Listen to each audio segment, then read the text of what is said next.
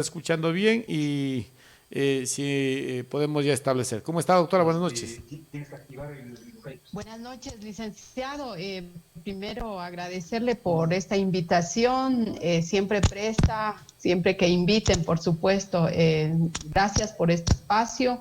Espero que se encuentre bien y saludar también a toda la ciudadanía de San Miguel y el resto de cantones de nuestra provincia. Espero igual que todos nos encontremos por el momento con todas las recomendaciones, seguridades que nos corresponde a la ciudadanía frente a la presencia de esta pandemia que nos está azotando al mundo entero, ¿no es cierto? Nos ha llevado a un cambio de vida. Hemos tenido que quizás tratar de adoptarnos a otro sistema de vida. Hemos sido testigos de cómo los estudiantes que terminaban ya su bachillerato no pudieron hacerlo como quizás usted y yo hicimos, no pudieron terminar de la misma forma, sino en forma virtual. Entonces, lamentablemente, toda esta realidad que nos ha obligado a cambiar el sistema de vida, y lo que nos queda, de hecho, es seguir las recomendaciones de todas las autoridades y ser responsables con nosotros mismos, con nuestra familia y con toda la comunidad y la ciudadanía, porque si no somos responsables, actuamos y respetando las normas que están adoptadas, lamentablemente vamos a seguir perdiendo más vidas humanas y creo que nadie queremos eso. Queremos que ojalá, si nosotros somos obedientes, responsables, podamos frenar a esta pandemia y hasta que exista la vacuna, ¿no es cierto? Eso de entrada. Muchas gracias más bien por la invitación. Doctora, usted también tenía grado este fin de semana. Ayer, ¿cuándo fue el grado de su señorita hija? Creo que estuvo de grado usted. Sí, el día de ayer, por eso precisamente no pude atender la invitación para el día de ayer. Ayer se graduó mi segunda hija y igual, emocionada, pero a la vez triste porque ella durante todos los últimos meses ha tenido que recibir las clases virtuales, o sea, en condiciones súper desfavorables, diríamos. Pero lo importante es que culmina mi hija y todas las chicas, los chicos a nivel nacional, y hay que seguirles apoyando para que sigan con sus nuevos proyectos, con sus sueños, ¿no es cierto? Así que de hecho ayer tuve esa suerte de acompañarle a mi hija en su incorporación, que fue el día de ayer. Pero no hizo fiesta, ¿no? No hizo fiesta. No como la que hubiésemos querido invitarle a usted, invitarles a todos. Una reunión muy pequeña en mi familia. Mi familia está compuesta, la familia nuclear de mi esposo y mis 3 hijos, mi hermana, mi hermano, mi hermana y mi cuñado y nadie más. O sea, no es posible porque nos toca ser responsables, ¿no es cierto? ¿Cuánto daríamos realmente poder haber festejado con todas las de ley, pero no es posible? O sea, tenemos que ser respetuosos si queremos seguir viviendo y si todavía creemos que la vida tiene sentido, ¿no es cierto? Si no creemos que la vida tiene sentido, pues podemos ser irresponsables y seguir haciendo quizás las acciones como solíamos venir haciendo antes. ¿Qué opina de lo que está pasando en Guaranda? Entremos por este tema del COVID, doctora. ¿Qué exhorto se podría hacer a la población? Porque usted vive en Guaranda, entiendo yo que está residiendo en Guaranda, ¿no? Entonces... Así es.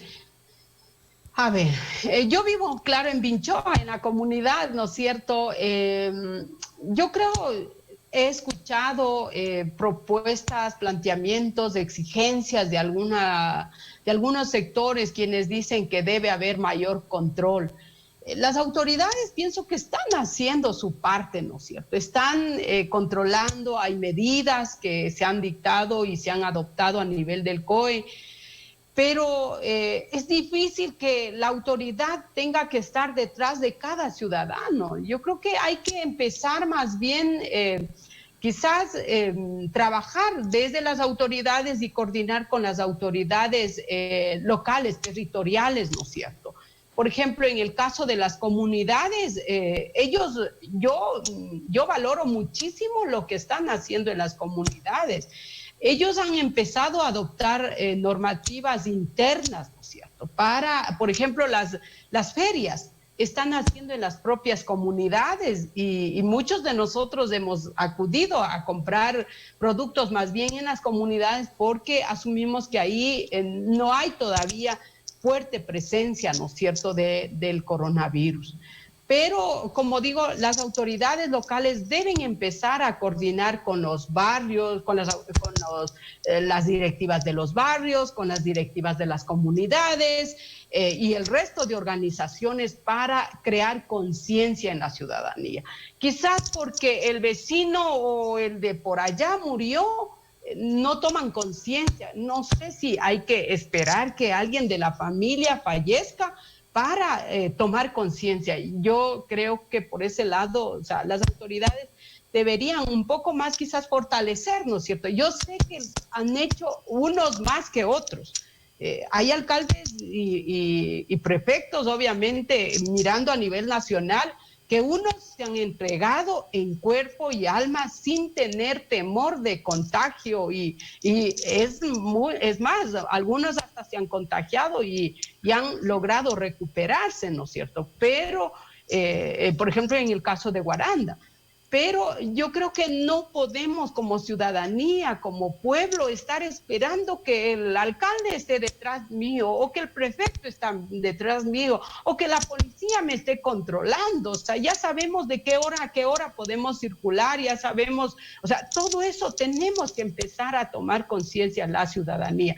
Y ahí yo digo, los medios de comunicación también deben quizás fortalecer el trabajo de toma de conciencia desde los medios, ¿no es cierto? Porque todo el mundo escucha los medios de comunicación, las radios, entonces ahí ustedes, yo diría, también tienen una gran tarea, además de la que ya han venido haciendo, ¿no es cierto? Lanzar mensajes de que necesitamos cuidarnos, ya no podemos caminar sin mascarilla, ¿no es cierto? Y es más, a veces cuando estamos en familia nos toca usar la mascarilla porque por el trabajo estamos saliendo a la oficina, al mercado, a reuniones que tenemos y no sabemos si por ahí, por A o B circunstancia nos contagiamos y llegamos a la casa. Obviamente lavarnos la mano, darnos un baño, cambiarnos de ropa, pero no, yo personalmente cuando llego sigo usando la mascarilla por cualquier eventualidad, ¿cierto? Bastante complicado lo que nos está pasando en todo el mundo y especialmente lo que está pasando en Guaranda, que es a la cuenta el epicentro de los contagios que golpean en este momento a la provincia de Bolívar. Pero la vida continúa, doctora, los procesos sociales, políticos tienen que seguirse observando, tienen que seguirse desarrollando y así es la situación. Y ya un poco hablando del país, de lo que está pasando en nuestro Ecuador, que además de tener una pandemia que afecta a todo el mundo, hay una grave crisis institucional, se habla de la corrupción campante, galopante en el país, temas de gente indolente que ni siquiera ha respetado la vida de las personas y ha intentado fraudulentamente aprovecharse de esto. ¿Qué opina usted de lo que está pasando en el país, doctora? Yo creo que no solo yo, sino creo que todo el pueblo ecuatoriano estamos realmente indignados, ¿cierto?, con todo lo que está pasando. Hemos visto cómo en la provincia del Guayas, Guayaquil mismo ha sido afectado enormemente. Hemos visto que en la presencia de la pandemia se ha desnudado varios problemas, ¿no es cierto? Y no obstante las múltiples necesidades desde los diversos espacios, desde las diversas instituciones, desde las diversas autoridades, no han cumplido con su rol. No,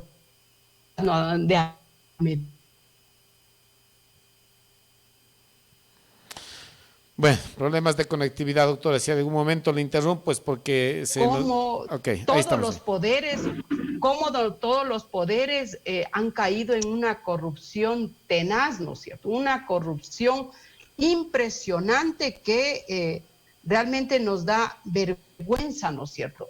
¿Cómo es posible ver que ha habido, de hecho, prefectos, alcaldes, que lamentablemente han adquirido insumos y otras cosas con sobreprecios? ¿Cómo han manejado en la asamblea? Miren, hay audios, hay un montón de evidencias de cómo manejaban a cambio de los votos, entregas de contratos. O sea, realmente es una vergüenza. Y ahí lo que estamos mirando, hay una crisis ética en todas las instituciones, o sea, no hay credibilidad. Muchos nosotros decíamos, no, las autoridades o tal ministro, tal, como que había un reconocimiento, pero ahora imagínense ver autoridades que están involucrados, embarrados en actos de corrupción. Y lo peor es que no están, como muchos quisiéramos verles tras las rejas, ¿no es cierto? No están, no, están ahí con grilletes, con otras medidas suaves, ¿no es cierto? Ese es el problema, que también nos da mucha pena que la justicia también actúe en forma selectiva, ¿no es cierto? O sea, usted, la mayoría somos testigos de qué es lo que pasa cuando un ciudadano común y corriente de a pie, como nosotros, si cometemos un robo, tal vez una gallina, seguro que él está con prisión preventiva en forma así inmediata, ¿no es cierto? Mientras vemos cómo estos sinvergüenzas, cómo siguen robando y miren, es una vergüenza. Usted y todos nos acordamos cómo fue la época de Bucarán, cómo fue, por qué se le votó de la presidencia y cómo se fue. ¿Qué se fue llevando? Se fueron llevando dinero en costales y ahora vuelven y nuevamente todo ese círculo beneficiándose a costa de qué, del pueblo, ¿no es cierto? Es terrible. Y mientras tanto la mayoría en una situación crítica.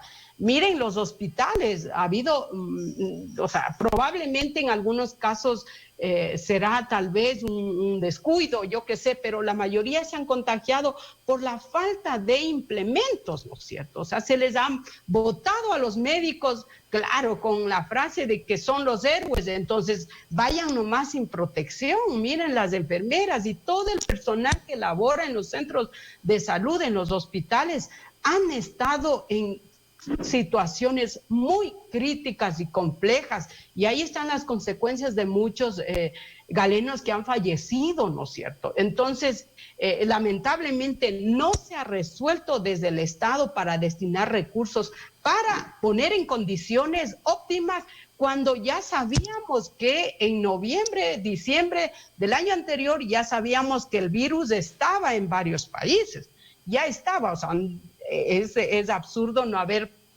quizás planificado y ver, a ver, cómo enfrentamos a este virus, ¿no es cierto? ¿Qué hacemos? Y no se hizo nada, sino ya cuando habían un montón de ciudadanos fallecidos, ¿no es cierto? Entonces, el otro tema, o sea, hay una crisis en la situación educativa. Acabábamos de comentar cómo a nivel nacional el sistema educativo paralizó, ¿no es cierto? Se cerraron las escuelas, colegios y empezaron la educación virtual. Ahí veamos cuántos del área rural realmente pudieron acceder a las clases virtuales, cuando todos conocemos que lamentablemente en el área rural no cuentan con el servicio de internet, salvo excepciones. Además de no contar con el servicio de internet, tampoco tienen computadoras. O sea, ¿cómo es posible que desde el Ministerio de Educación, por ejemplo, no se adoptó medidas urgentes, inmediatas? Por ejemplo, estaban preocupados quizás en comprar los, ¿cómo se llaman las colaciones? ¿Cómo se llama claro, raciones alimenticias para el alimento escolar, para la alimentación escolar, pero cuando ya estaban cerradas las escuelas y colegios. O sea, ¿por qué en lugar de invertir en eso, no compraron laptops o unas tablets para los chicos para entregar en las comunidades y no dejarles ahí? Entonces, miren todos estos problemas que se ha presentado y por otro lado tenemos una corrupción campeante. Ahora, el que no roba probablemente es considerado, no sé, lento o cualquier otro o calificativo. Tonto, posiblemente, ¿no?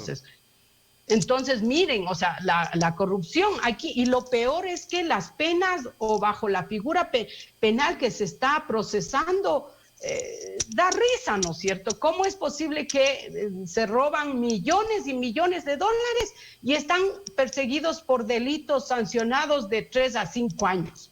Imagínense. Entonces, uno hay que robar millones y ya pues me robo y me quedo 5 años y se acabó.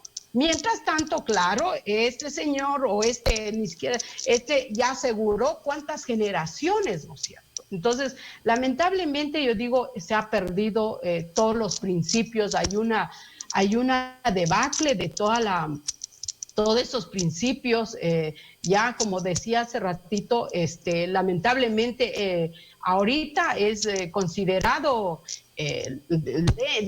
tal vez calificado como lento, no sé, el que no roba. O sea, el que roba es el más bien reconocido y acuérdese que la gente que aquellas autoridades que han posibilitado todos esos actos de corrupción, seguro les veremos en espacios importantes, gobernando en nuestro país. O sea, eso es lo más triste de nuestra historia ecuatoriana. Bueno, doctora, sí, la situación es un análisis generalizado en toda la población de lo que está pasando. Ahora, pasemos, sin haber consultado con usted, y por algunas entrevistas que hemos tenido aquí en la radio, hablamos con Valo González, con el alcalde de Guaranda, comentarios que se comienzan a sentir en la población. Se habla de que Mariano Yumbay estaría optando por una candidatura asambleísta. ¿Qué hay de verdad de esto, doctora? Y mil disculpas por no haber podido a tiempo corregir esta situación que usted nos había solicitado. Pero vamos a hablar del tema político, porque de todos modos, todo esto lo que está pasando, pasan por temas políticos, nos administran los políticos y tenemos que velar para que a la asamblea vayan gente proba, gente honesta y gente que básicamente defienda los intereses del pueblo, ¿no? Y no los suyos. Doctora. A ver, en el movimiento Pachacuti hay un proceso, ¿no es cierto?, de selección a los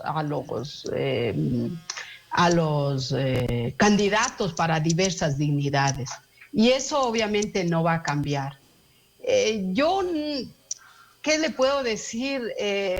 Estoy trabajando, dedicada a mi profesión, dedicada a mis procesos de capacitación, pero no he estado trabajando con ese afán de llegar a ser precandidata y candidata a la asamblea. O sea, eso no he estado dedicada a eso, más bien he estado siempre involucrada en las distintas actividades que por mi profesión, que por ese involucramiento con algunas organizaciones lo vengo haciendo.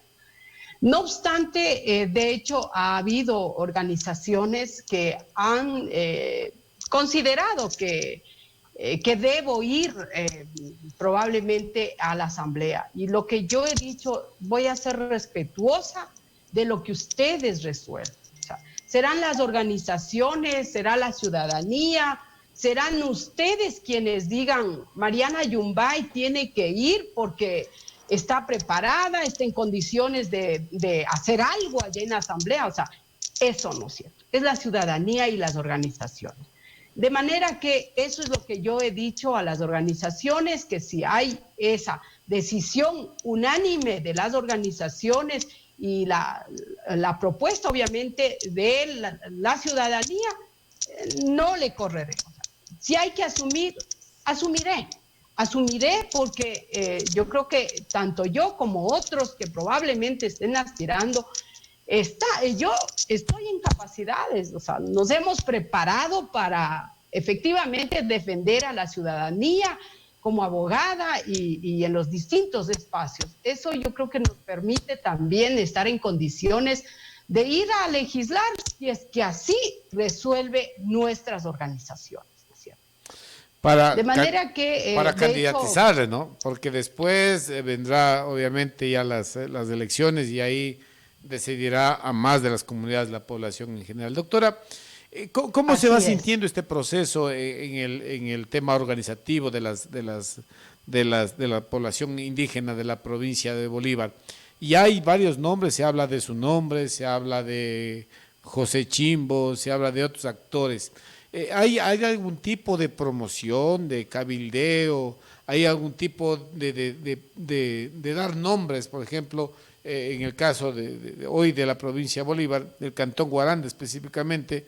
Uno de los referentes líderes del sector indígena es el alcalde hoy de Guaranda, Medardo Chimbolema. ¿Hay algún tipo de diálogos?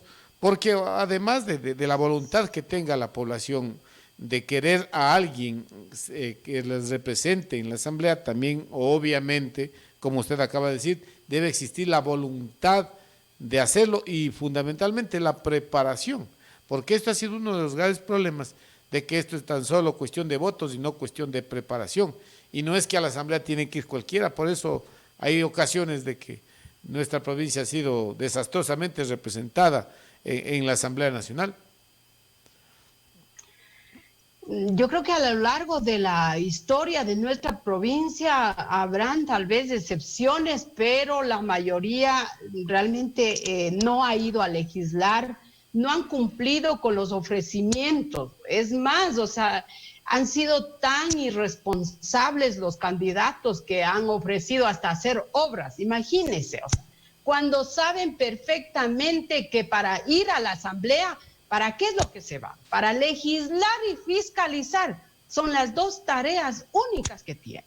No obstante, usted y muchos habremos escuchado de gente que han estado de candidatos y ofrecen hasta obras, lo cual es burlarse de la ciudadanía. Es decir, la gente es ignorante y por lo tanto yo tengo que decir con tal de convencerle. Y esa dinámica de la política debemos cambiar.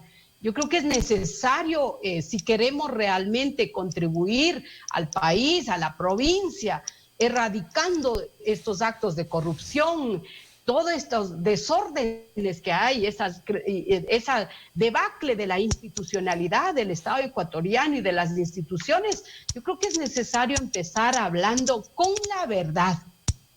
¿Para qué uno u otro va a la asamblea? Para esas dos tareas, como acabo de mencionar, para fiscalizar y legislar.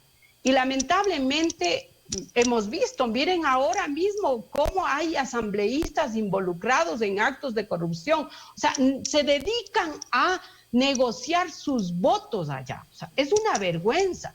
Se dedican a negociar a cambio de contratos en hospitales, otros a cambio de una gobernación, de una dirección. O sea, con eso resuelven la situación del país, con eso resuelven la situación quizás de nuestra provincia. Lamentablemente, sí, van allá para tratar, no sé, para gente que primero desconoce, ¿no es cierto? No sabe ni siquiera cómo hacer un proyecto de ley. Por toda la información que tenemos, vemos unos disque proyectos de leyes que no tienen ni pies ni cabeza, ¿cierto? O sea, ni siquiera se dedican a estudiar, a entender qué dice la norma constitucional, cuáles son las competencias, en este caso las atribuciones de los asambleístas como para trabajar. Y se dedican efectivamente a buscar cargos, a buscar por ahí negociados, y eso no está bien. O sea, eso tenemos que terminar. Y eso, si no terminamos, y eso tenemos en la mano la ciudadanía, el pueblo tenemos en nuestras manos la posibilidad de elegir o no elegir y en base a qué propuesta, ¿no es cierto? Entonces, eso por un lado. Por otro lado, a ver, en el movimiento Pachacuti, a lo largo de estos años se ha hecho un proceso de selección en forma muy participativa. De hecho, no están solo los indígenas, sino también los compañeros y compañeras no indígenas. Entonces, el movimiento de Pachacuti se crea efectivamente ¿para qué? Para que todos los sectores podamos unirnos y juntos realmente buscar el cambio del país, porque hay un proyecto político con el que nosotros hemos venido trabajando a lo largo de estos años.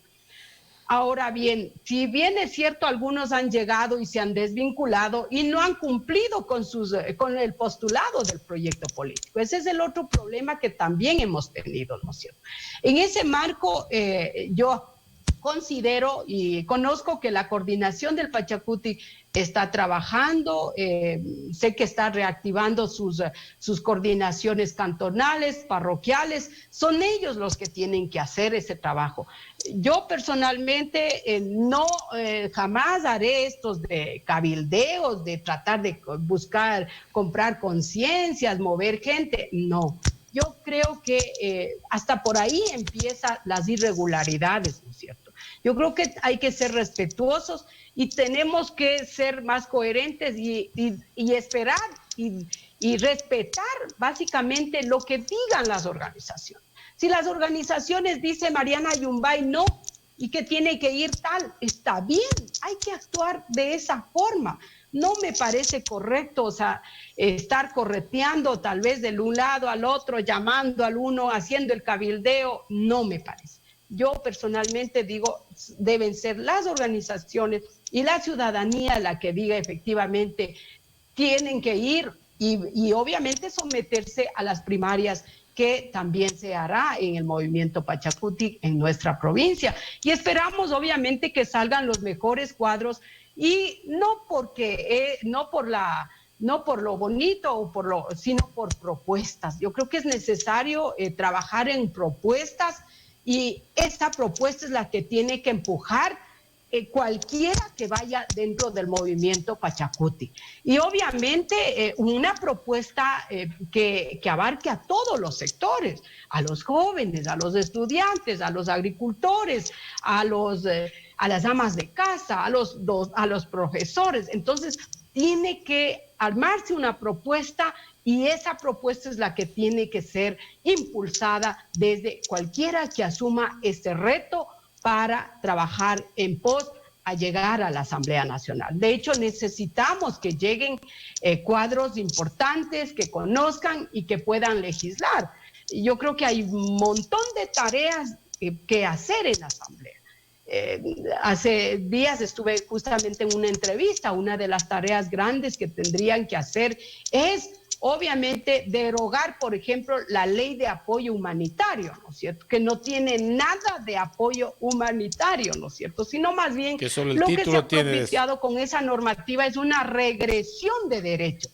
Es una ley inconstitucional, porque la Constitución, ¿qué es lo que dice?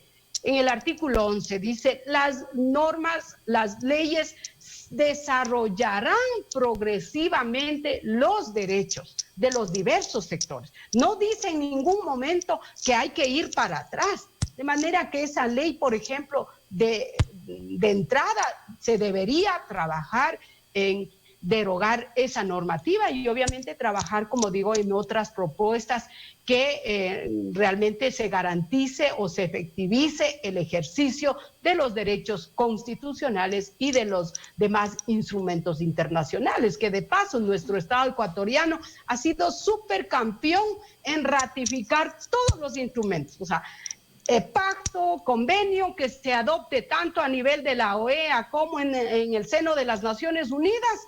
Ecuador ha sido el pionero en ratificar. No obstante, de ratificar al cumplimiento de esas normativas todavía nos falta muchísimo y en eso hay que trabajar. Doctora, ¿qué pasa con la opinión que tiene el alcalde de Guaranda, Medardo Chimbolema? ¿Ha hablado con usted? Porque, a ver, esto no es una cosa de que la gente decida nada más, también hay que ver capacidades y entre los dirigentes y gente representativa, como el caso suyo, usted fue magistrada, ha estado al frente de importantes instituciones y hay un perfil que hay que respetar, ¿no? Pero ahí viene también el apoyo que deberían dar como este líder que se está construyendo y que ha venido construyéndose por varios años, que es el alcalde de Guaranda. ¿Hay alguna opinión que usted haya escuchado de Medardo Chimbolema, de otros insignes líderes del sector indígena de la provincia de Bolívar? A ver, bueno, no hemos hablado con Medardo, con el resto de compañeros así personalmente, sino más bien en un espacio reducido. No, hemos hablado en espacios grandes. Me acuerdo que el año anterior, no me acuerdo exactamente la fecha en que estuvimos en una rendición de cuentas de justamente de las actividades que nuestro compañero alcalde Medardo Chimbolema se encuentra realizando, y ese evento fue en Salinas. Y ahí públicamente, ¿qué es lo que dijo? Que era necesario, de hecho, que todas las organizaciones empiecen a trabajar e identificar a los próximos cuadros que podrían asumir este nuevo reto para la Asamblea. Es lo que se habló en forma general y de hecho, ¿qué es lo que se planteó ahí? Que es el movimiento Pachacuti, los dirigentes del movimiento, quienes tienen que asumir eso, ¿no es cierto?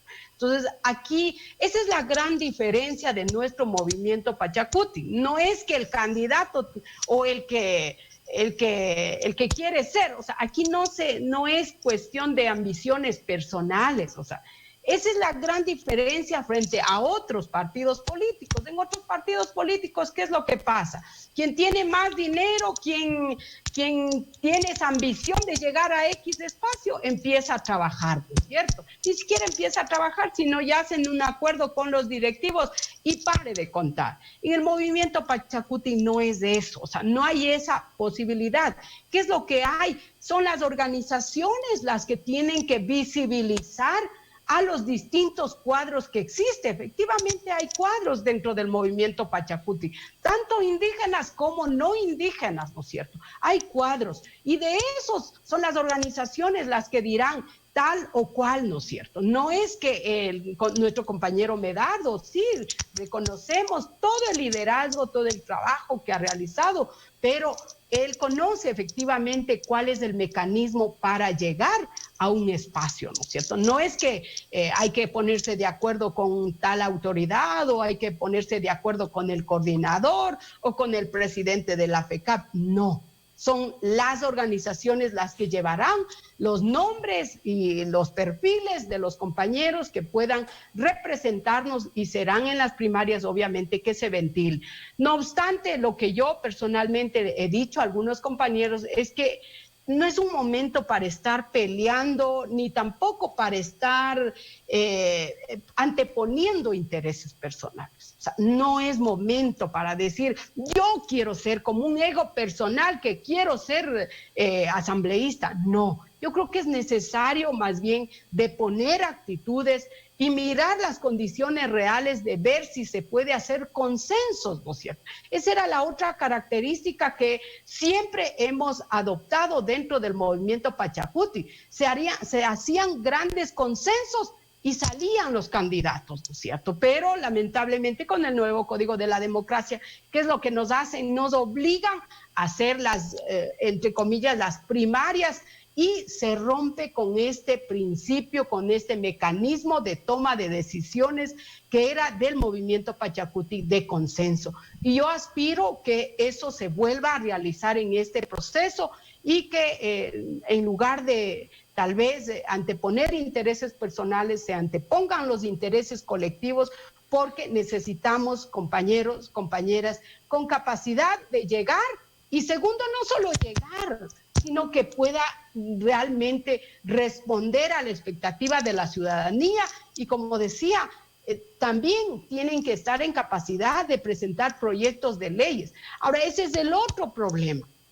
Yo digo, no es un momento tampoco de quizás pensar en candidatos del movimiento Pachacuti y así un montón de movimientos, Yo creo que es momento también de unirnos como ciudadanía, o sea, yo creo que usted y otros coincidimos en las necesidades, en las propuestas de leyes que se necesitan, en derechos que hay que seguir defendiendo. ¿Por qué no somos capaces de unirnos varios frentes y juntos buscar cuadros, ¿no es cierto? Porque ¿qué es lo que necesitamos, compañeros y compañeras? Y dicen, llegar a la asamblea con una mayoría.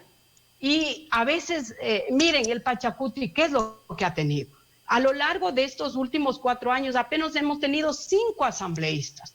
De los 5 asambleístas, y esa minoría es la que imposibilita que se puedan concretar proyectos de ley en beneficio de la ciudadanía. De manera que necesitamos, por ejemplo, para constituir una bancada a nivel de la Asamblea Nacional, mínimo 15 asambleístas, ¿no es cierto? Entonces, por eso yo digo, es necesario unirnos. Miren cómo la derecha es capaz de unirse por intereses.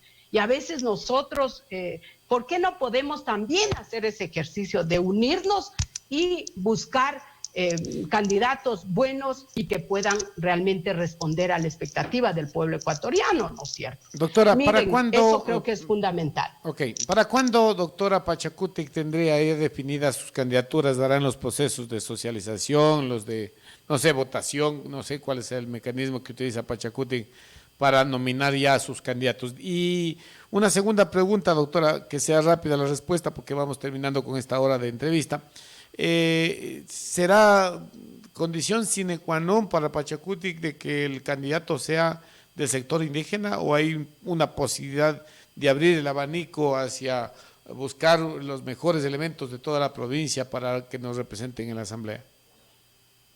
A ver, yo creo que ese es otro de los principios también dentro del movimiento Pachacuti, que es la convergencia de la diversidad. Por eso es que nuestro símbolo que nos identifica tiene varios colores, ¿no es cierto? Tiene 7 colores. ¿Y eso qué es lo que nos dice? Que tenemos que juntarnos, indígenas, no indígenas, afroecuatorianos, montubios, o sea, todos. Eso representa el movimiento de unidad plurinacional Pachacuti.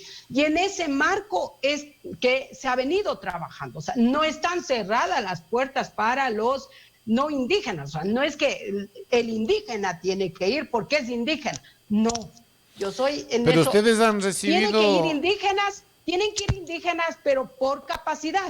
Y Así si hay es. un mestizo que también tiene capacidades, mayores condiciones, que le apoyaremos, o sea, no está para cerrar las puertas por colores, por autodefinición, no, más bien yo siempre he dicho hay que abrir las puertas y así se ha venido trabajando. Lo que sí se plantea y todos nosotros hemos peleado porque sean primero orgánicos. Segundo, que sean compañeros y compañeras que hayan trabajado dentro del movimiento Pachacuti, porque tampoco podemos traer por ahí a alguien que aparece y decirle venga.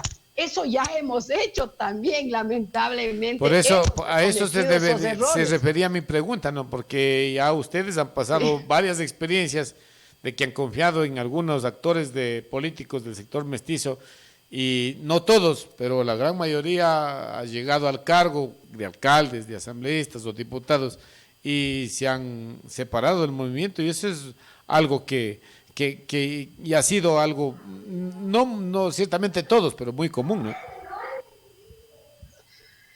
Sí, lamentablemente, por eso me reía, porque hemos cometido esos errores. Esos son los errores que hemos cometido y que debemos asumir con responsabilidad, que no es bueno, no ha sido bueno eso de coger por aquí a alguien y miren, nos ha dado la patada y se han ido, o sea, se han ido y nosotros hemos sido los que hemos quedado quizás defraudados y la ciudadanía quien confió porque era un compañero o compañera del movimiento del Pachacuti, tal vez votó y después se nos fue. O sea, realmente ha sido una decepción y tenemos varios casos, pero también tenemos otros compañeros que están ahí, así como yo.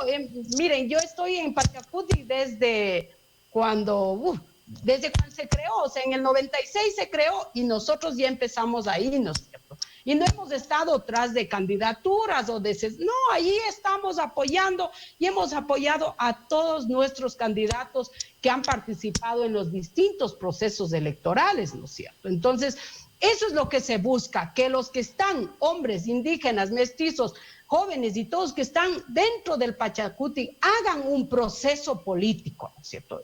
Sean fieles al movimiento, o sea, que estén ahí en las buenas y en las malas, y no que en el último proceso electoral vayan con un partido, con otro, y que después quieran volver. No está bien eso, o sea, no hay que prostituir tampoco la cuestión participativa política. Doctora, finalmente, ya para ir concluyendo, por favor, no sé si puede emitir un criterio sobre la actitud que han tenido nuestros asambleístas en estos últimos acontecimientos trascendentales para el país y concretamente para nuestra provincia.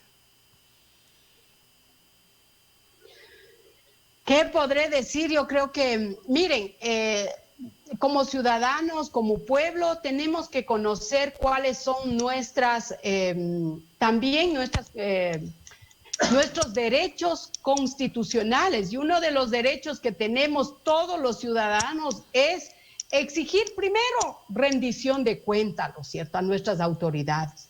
Y segundo, también tenemos el derecho de revocar el mandato. Así como les nombramos, tenemos la posibilidad de decir, a ver, tú no has cumplido con el plan, tú no has respondido a la expectativa de la ciudadanía, por lo tanto, te revocamos el mandato. Lamentablemente, esos derechos no lo estamos ejerciendo. O sea, eso yo creo que hay que hacer una autocrítica a todos, ¿no es cierto? ¿Qué hemos hecho durante estos 4 años que ellos han estado en la Asamblea? ¿Hemos dado seguimiento a qué proyectos de leyes han presentado? No se ha hecho absolutamente nada, ¿no es cierto? Claro, y miren, para rematar, lo que terminan haciendo en este último año es desastroso. Terminan de apoyar esta ley de apoyo humanitario. En el anterior año también terminaron de aprobar la ley de fomento productivo, donde de alguna forma se perdona todas las deudas a los grandes empresarios y la banca del país. O sea, lamentablemente ellos han legislado para el sector más pudiente del país, o sea, para ellos, para beneficiarles a ellos. Imagínense, en la ley de apoyo humanitario también había algunas disposiciones que eran interesantes, que se pretendía cobrar algunos tributos para aquellos grandes empresarios, ¿no es cierto? Entonces, lamentablemente no se hizo, esas disposiciones se eliminaron, ¿no es cierto? Entonces, miren, ¿para qué se hizo? Para defender a los grandes empresarios, para defender a los empleadores en el caso de la ley de apoyo humanitario. De manera que yo, ¿qué puedo decir? Que no cumplieron con su misión, no cumplieron con sus ofrecimientos, y yo creo que eso nos da a toda la ciudadanía la posibilidad de que para las futuras, para los próximos procesos electorales, realmente demos un voto razonado, de conciencia, no porque tal o cual candidato viene y me da un galón de trago, unos panes, o sea, no, o sea, compañeros, por lo menos los bailes ya no va a haber, doctora. Por lo menos los bailes ya no va a haber, pues no, que tenía que gastar en discomóviles. Eso al menos se va a suspender, pero yo creo que es necesario trabajar en una alfabetización política, ¿no es cierto? Porque si nosotros, por ejemplo, como comunidad, como barrio, estamos esperando que X candidato venga trayéndonos algo, ¿qué es lo que estamos diciendo? O sea, de ahí, quizás desde ese acto, estamos ya propiciando también los futuros actos de corrupción, ¿no es cierto? Porque el asambleísta o cualquier autoridad, ¿qué es lo que va a decir? Va a invertir, va a ver la participación política como una inversión, ¿no es cierto? Va a decir, no importa, voy a invertir 10, 20, 30 mil dólares o más, porque así lo han hecho algunos, invierten y dicen después recupero. Y ahí están los actos de corrupción, ahí empiezan a recuperar y después decimos, mire, cómo se han enriquecido, cómo se llevan el dinero. Entonces, la ciudadanía, el pueblo también tiene que actuar en forma responsable y empezar a tomar decisiones y a dar el voto con conciencia, razonando y realmente pensando que tal o más pensando o mirando las propuestas, ¿no es cierto? No porque nos den algo, no porque nos dijeron esto, no, o sea, yo creo que eso tenemos que cambiar la ciudadanía. Caso contrario, vamos a seguir teniendo estas graves experiencias que ¿para qué hemos mandado tantos asambleístas, por ejemplo? ¿Qué ganamos? ¿Qué ganamos? Absolutamente nada. Y es más, es vergonzoso que algunos ni siquiera asisten a todas las sesiones. ¿Y qué es lo que tienen que hacer? Algunos ni siquiera hacen escuchar propuestas en el seno de la asamblea, sino solo van y a dejar su voto, a timbrar, o sea, aplastar el botón y nada más. Yo creo que esas personas no necesitamos. Necesitamos gente coherente con las reales necesidades de la mayoría de la población ecuatoriana, que necesitamos cambiar porque hay muchas personas que están necesitando realmente un cambio en el país. No podemos seguir mirando cómo va cayendo el Ecuador en pedazos, ¿no es cierto? No podemos ver como normal todos los actos de corrupción. No podemos mirar cómo los asambleístas, imagínense, y otras autoridades, jueces y fiscales han utilizado ese poder hasta para obtener carnets de discapacidad, imagínense, o sea, con qué calidad moral están de autoridades en los diversos espacios. O sea, sean coherentes, al menos, no sé, tengan un poco de vergüenza, ¿no es cierto? O sea, y realmente, imagínense si un juez ha tenido ese carnet falseando la verdad, falseando su capacidad física, burlándose de otros que realmente tienen capacidades especiales y lamentablemente que ellos sí no tienen. Hemos visto casos de compañeros y compañeras que no han podido obtener el carnet años y años, y otros con qué facilidad y para qué lo han optado, solo para beneficiarse y evadir impuestos. Yo creo que todas esas cosas hay que cambiar y para eso sí necesitamos unirnos todos, sin mirar, no, estos son solo indígenas o este es el movimiento Pachacuti nomás, sino mirando las propuestas, tratar de juntarnos porque juntos sí podremos cambiar y construir una nueva historia, ojalá. Doctora, quiero agradecerle por habernos concedido esta entrevista. Una vez avanzado el tiempo, ya nos queda alrededor de unos 40 días para que ya comiencen el periodo de inscripciones. Vamos a ver qué pasa con Pachacuti, con otras tiendas políticas. Y de ser el caso, seguiremos volviéndole a invitar, mi estimada doctora, y nuevamente agradeciéndole por su comparecencia. Le dejamos en sus cortísimas palabras finales, que ya son las 8 de la noche con 1 minuto. Muchas gracias, licenciado. Nuevamente ratificar mi agradecimiento y como siempre estamos ahí a las órdenes, invitarles nuevamente por este medio a toda la ciudadanía que si bien es cierto la pandemia nos ha paralizado, pero que tampoco nos cierre los ojos frente a toda la realidad crítica que estamos viviendo en el país. Yo creo que es necesario hacer escuchar nuestra voz y una medida de reacción para hacernos escuchar nuestra voz es el proceso electoral que se nos acerca. Ahí creo que es necesario castigar a esos sectores de derecha que tanto daño nos han hecho, a esos sectores pudientes que se han enriquecido a costa del pueblo y que probablemente en el proceso electoral seguro vendrán ofreciendo el oro y el moro y seguramente con ese mismo dinero que se robaron del pueblo ecuatoriano. Así que a seguir cuidándonos. Yo sé que es duro, no podemos quedarnos en la casa, ya nos ha tocado seguir trabajando, tomando nuestras actividades diarias, decirles que cuidémonos, usemos siempre la mascarilla, lavémonos las manos, porque tenemos todavía un montón de razones para seguir viviendo y seguir aportando a la sociedad para construir un mejor país. Así que muchísimas gracias, licenciado. Será hasta otro momento. Muchas gracias a la doctora Mariana Yumbay, quien ha estado con nosotros en este cordial diálogo. Ahí está, sus expresiones son claras. El movimiento Pachakutik todavía tomará algún tiempo en tomar sus decisiones. El día de mañana, estimados amigos, tendremos un noticiero eminentemente agrícola. Estará con nosotros un experto en temas agrícolas y producción, cambio de la matriz productiva. Estaremos con el ingeniero Chingal, con quien estaremos abordando este tema que tanto está llamando la atención en la provincia de Bolívar.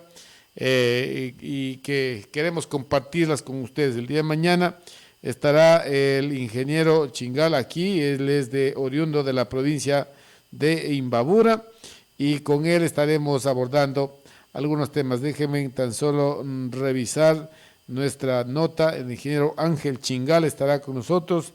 Vamos a hablar sobre importancia de los frutales en el Ecuador como una alternativa para los cultivos tradicionales. El aguacate Hass en nuestro país también es un tema importante, y cítricos para alternativa para suelos no tan fértiles. Ojo, Bolívar es una ciudad, es un país, es una provincia muy fértil, y en este país tenemos que comenzar a hablar de este tema. A propósito, el día de mañana el ingeniero Ángel Chingal ha sido invitado por este medio de comunicación porque vamos a tener un taller. Lamentablemente las condiciones de la pandemia no nos permiten hacer un taller con muchas personas. En todo caso, si usted está interesado, estimado amigo, tendremos un aforo máximo de 15 personas en campo abierto.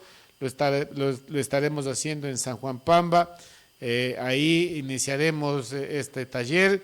Estaremos visitando varias plantaciones de aguacate, de chirimoya, entre otras aquí en la ciudad, y básicamente es un taller práctico para que quienes tienen árboles de aguacate en todas sus etapas, grandes, pequeños, de 2, 3 años, plantaciones tempranas como las tenemos nosotros, viene un poco a enseñarnos cómo poder podar estas plantas para que sean mucho más productivas. Así que en la noche, a todos ustedes amigos, quienes quieren saber un poco más de la rentabilidad de esta alternativa de cultivos naranja, chirimoya, granadilla, aguacate, mandarina, y que son posibles de sembrarlas en nuestro sector, no se pierdan el programa el día de mañana con el ingeniero Ángel Chingal, propietario de agroviveros en la